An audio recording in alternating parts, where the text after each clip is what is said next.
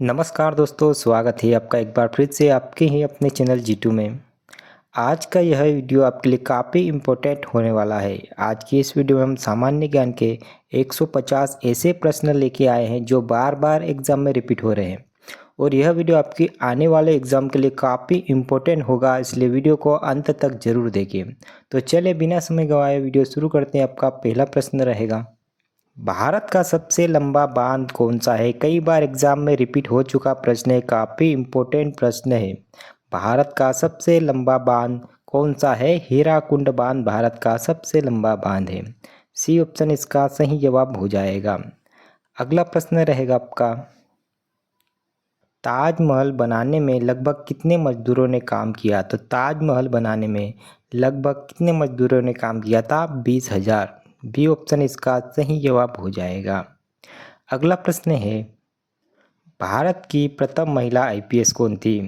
दोस्तों, यदि आपको वीडियो अच्छा लगा तो वीडियो को लाइक करके दोस्तों को ज़रूर शेयर करें और अंत में आपको बताना है कि आपने कितने प्रश्न सही किए हैं और वीडियो को लाइक ज़रूर करें। तो चलिए, भारत की प्रथम महिला आईपीएस कौन थी? किरण बेदी। बी ऑप्शन इसका सही जवाब हो जाएगा। अगला प्रश्न है आपका, भारत में सबसे ज़्यादा किस फसल की खेती की जाती है? भारत में सबसे ज़्यादा किस फसल की खेती की जाती है? चावल की। डी ऑप्शन इसका सही जवाब हो जाएगा। अगला प्रश्न रहेगा आपका, भारतीय संविधान की आत्मा किसे कहते हैं? यदि आपको पता है तो कमेंट बॉक्स में ज़रूर लिखें। भारतीय संविधान की आत्मा किसे कहते हैं? प्रस्तावना को। ए ऑप्शन इसका सही जवाब हो जाएगा। अगला प्रश्न रहेगा आपका, गौतम बुद्ध जी को ज्ञान की प्राप्ति कहाँ से हुई थी? कई बार एग्जाम में रिपीट हो चुका प्रश्न है। गौतम बुद्ध जी को ज्ञान की प्राप्ति कहाँ से हुई थी? लुम्बिनी, कुशीनगर, बोध गया या अमरनाथ? तो गौतम बुद्ध को ज्ञान की प्राप्ति कहाँ से हुई थी? बोध गया से। सी ऑप्शन इसका सही जवाब हो जाएगा। अगला प्रश्न है आपका, ब्रह्म समाज के संस्थापक कौन थे? तो ब्रह्म समाज के संस्थापक कौन थे? राजा राम मोहन राय। डी ऑप्शन इसका सही जवाब हो जाएगा। अगला प्रश्न रहेगा, चाणक्य का एक अन्य नाम क्या था? यदि आपको पता है कि चाणक्य का एक अन्य नाम क्या था तो कमेंट बॉक्स में जरूर लिखिए। तो चाणक्य का एक अन्य नाम क्या था? विष्णुगुप्त। चाणक्य को विष्णुगुप्त और एक और नाम है जिसे कौटिल्य के नाम से भी जानते हैं। तो चाणक्य को कौटिल्य के नाम से भी जाना जाता है। तो बी ऑप्शन इसका सही जवाब हो जाएगा। अगला प्रश्न रहेगा आपका, स्वतंत्र भारत का प्रथम गवर्नर जनरल कौन था? स्वतंत्र भारत का प्रथम गवर्नर जनरल कौन था? Lord Mountbatten. डी ऑप्शन इसका सही जवाब हो जाएगा। अगला प्रश्न रहेगा आपका, अजंता एवं एलोरा की गुफाएं किस राज्य में स्थित है? तो बताइए, अजंता एवं एलोरा की गुफाएं किस राज्य में स्थित है?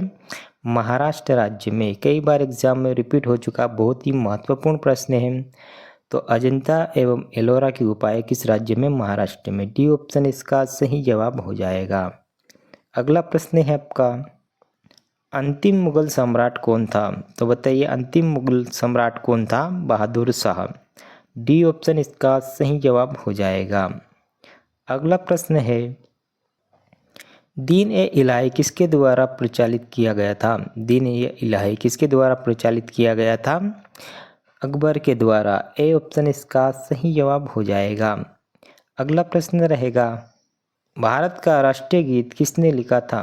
भारत का राष्ट्रीय गीत किसने लिखा था? चित्रगुप्त ने, रविंद्रनाथ टैगोर ने, बंकिम चंद्र चटर्जी ने या मोहम्मद इकबाल ने? तो बताइए, भारत का राष्ट्रीय गीत के लेखक कौन है? बंकिम चंद्र चटर्जी। सी ऑप्शन इसका सही जवाब हो जाएगा।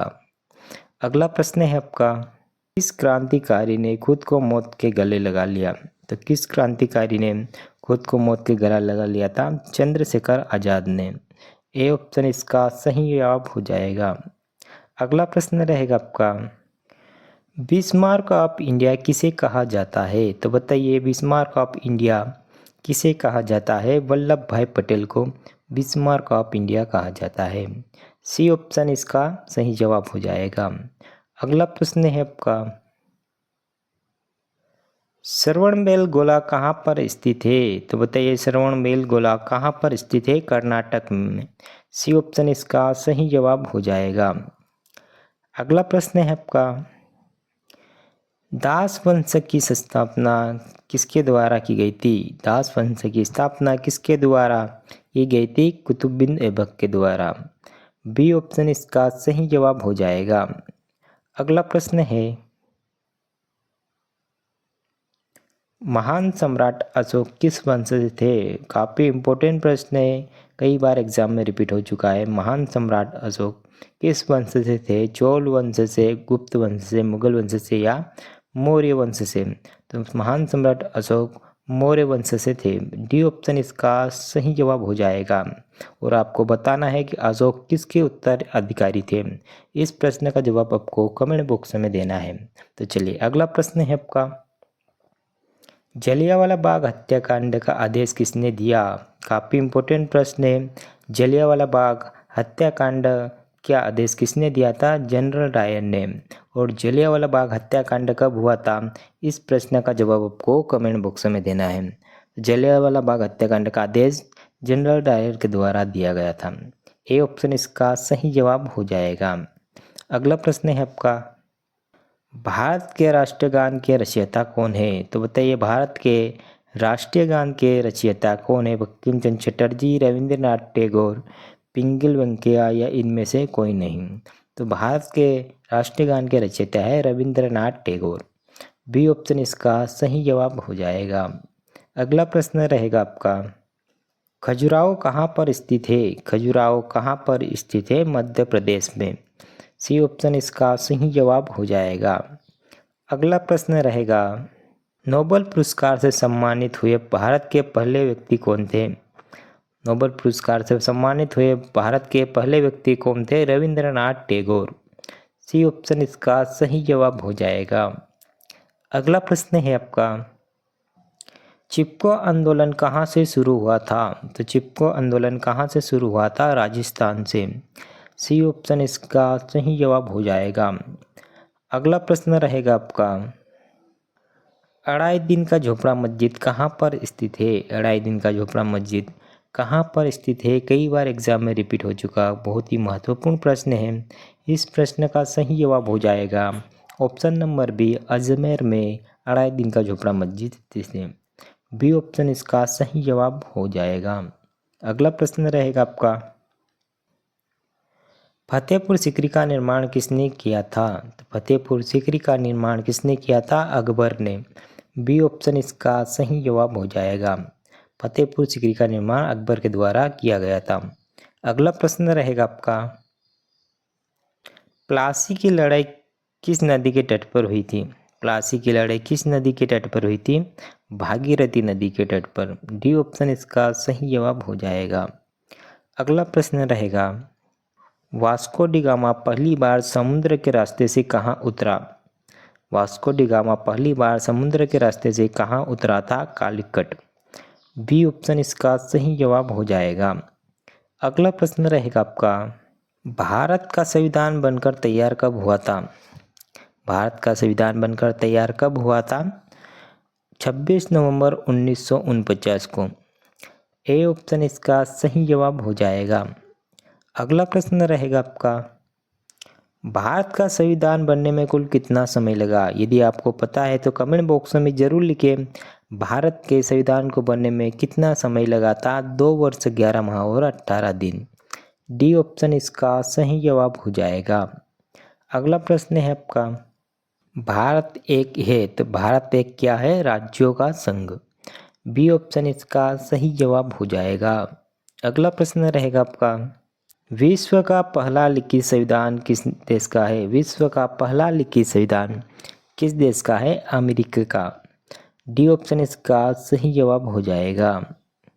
अगला प्रश्न रहेगा आपका, संविधान की प्रस्तावना में कुल कितने बार संशोधन किया गया? संविधान की प्रस्तावना में कुल कितनी बार संशोधन किया गया है? 1 बार। ए ऑप्शन इसका सही जवाब हो जाएगा। अगला प्रश्न रहेगा, विश्व का सबसे बड़ा लिखित संविधान किस देश का है? विश्व का सबसे बड़ा लिखित संविधान किस देश का है? भारत देश का। सी ऑप्शन इसका सही जवाब हो जाएगा। अगला प्रश्न है आपका, भारत के संविधान में कुल कितनी अनुसूचियां हैं? तो बताइए भारत के संविधान में कुल कितनी अनुसूचियां हैं? 12। बी ऑप्शन इसका सही जवाब होगा। अगला प्रश्न रहेगा, मूल संविधान में कुल कितनी अनुसूचियां हैं? तो मूल संविधान में कुल कितनी अनुसूचियां हैं? 8। बी ऑप्शन इसका सही जवाब हो जाएगा। अगला प्रश्न है, भारत के संविधान में कुल कितने भाग हैं? तो बताइए भारत के संविधान में कुल कितने भाग हैं? 25। डी ऑप्शन इसका सही जवाब हो जाएगा।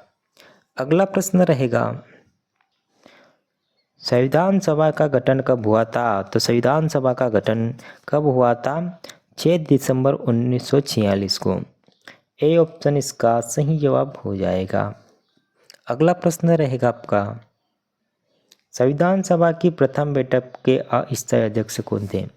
संविधान सभा की प्रथम बैठक के अस्थायी अध्यक्ष कौन थे? डॉक्टर सच्चिदानंद सिन्हा। सी ऑप्शन इसका सही जवाब हो जाएगा।